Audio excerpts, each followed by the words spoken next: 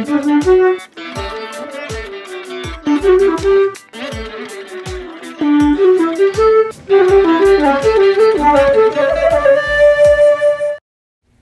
God is said to be compassionate, why does he also allow suffering and misery in the world? The same Bhagavan is infinite, ever present, omniscient, also takes a name and form when we pray to him because he wants to bless. He's compassionate also. He also has to be just. He also has to be neutral. Remember this. The whole issue of why does a compassionate God allow all these things, there is an answer. Because God is at the same instance a very just and a neutral God. Because if he becomes, starts interfering in everybody's life, it will be chaotic. He is also compassionate. So he has to balance justice with compassion. How does he do that? Justice is meted out by cause and effect. You do something, you have to pay for it. So when we actually do something which is wrong as per the universal law, we have to face the consequence. We are responsible beings. So just like how a judge, when he's pronouncing a punishment as per the universal agreed law of the land, would you call the judge heartless? Would you? He is merely following a simple cause and effect. You knew your options, you knew your choices. And when you make a choice which is not in line with universal ethics, universal law called dharma, we have to face the consequence. Now the question comes, what about children which are born with some ailments? So that's why our Veda says, don't think a child, when it is born, it's a fresh piece of paper. No, it comes from a background.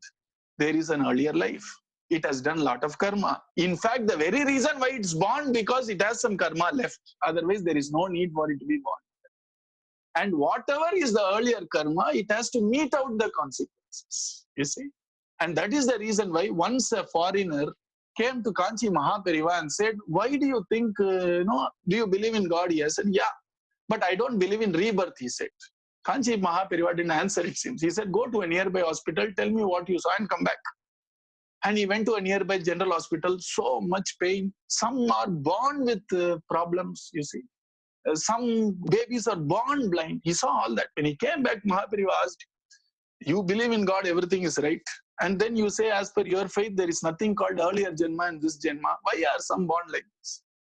He had no answer. He said, that's why Vedas say that we don't come with a fresh sheet of paper. In fact, we come with a backlog.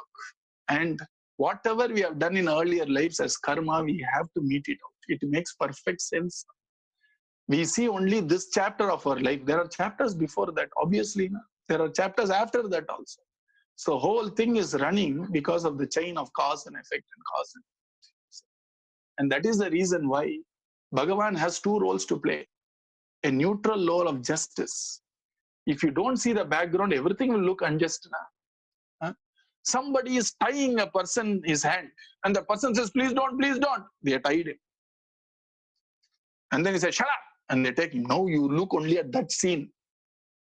This chap is being brutalized, you think. Then you slowly ask, why are you doing this? He said, he just killed my cattle, you see, without asking me. He tried to take the debris of the cattle.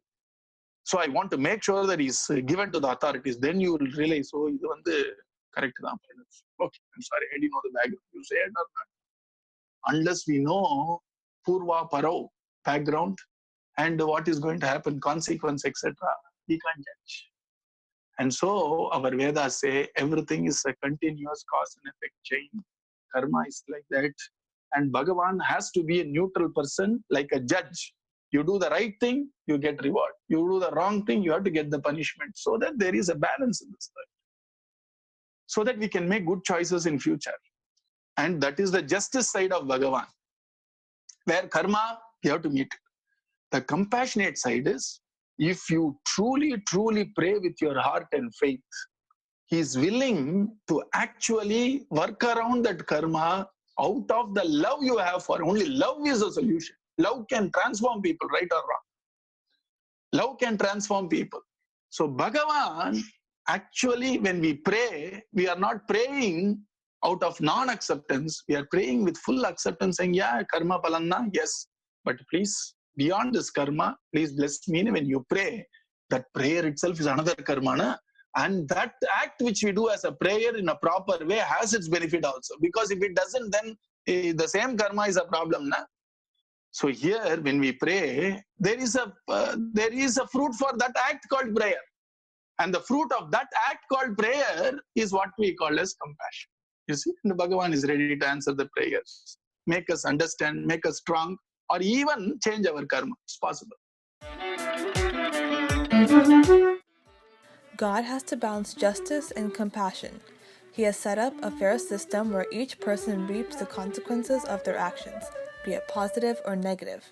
Sometimes these consequences are the result of actions from previous births. That is why even innocent children or people face suffering. However, when we pray sincerely, that action of sincere prayer brings us its consequence in the form of God's compassion.